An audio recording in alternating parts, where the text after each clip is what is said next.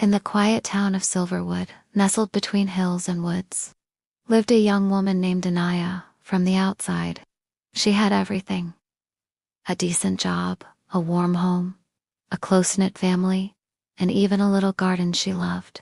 Her laughter often filled the rooms during family gatherings, and her kindness was the kind you don't easily forget. But no one saw the silent storm brewing inside her. Anaya had been feeling different for months. The mornings grew heavier, the nights longer. Tasks she once enjoyed, watering her plants, painting in the afternoons, even sipping tea in the garden, no longer brought her joy. Slowly, without warning, everything started to feel meaningless.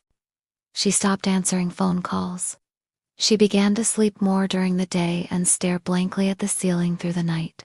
People around her simply said, "She's probably just tired, or she needs a break." But Anaya knew it was more than that.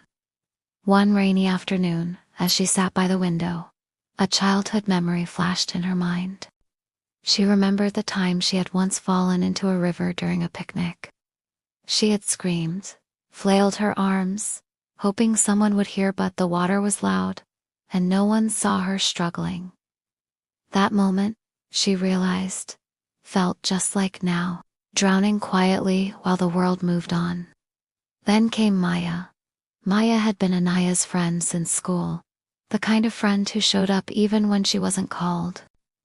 She hadn't heard from Anaya in weeks, and something didn't sit right. Ignoring excuses, Maya came over unannounced.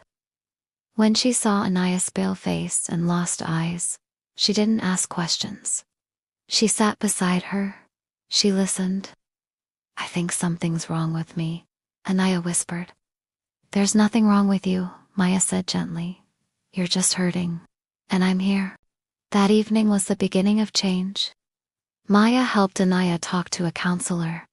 At first, Anaya didn't say much, just tears. But slowly, she began to speak about the sadness, the emptiness, the fear.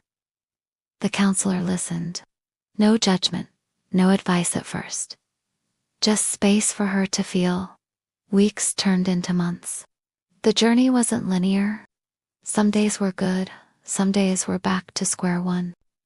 But Anaya kept showing up. She learned to name her feelings. She began journaling again. One day, she picked up her paintbrush and painted a single sunflower. It was the first color she had brought back into her life. Eventually, Anaya joined a support group. She began to talk to others who felt the same way. And in their stories, she saw herself and found strength. She understood depression wasn't a weakness, but a real illness, one that many carried silently. Years later, Anaya stood before a small crowd at a community center, sharing her story. Her voice trembled, but her eyes were clear. "I thought I was alone," she said. "But I wasn't. And if you're going through something similar, please know. There is hope. There is help. And there is healing." The room applauded gently, some with tears, some with quiet nods. Anaya smiled, not the hollow smile of before, but one that came from deep within. Moral depression is a silent battle, often invisible to others, but deeply real to those who face it. It is not a sign of weakness, but a call for understanding and care. Healing begins the moment we reach out, whether to ask for help or to offer it. Sometimes, just listening can save a life.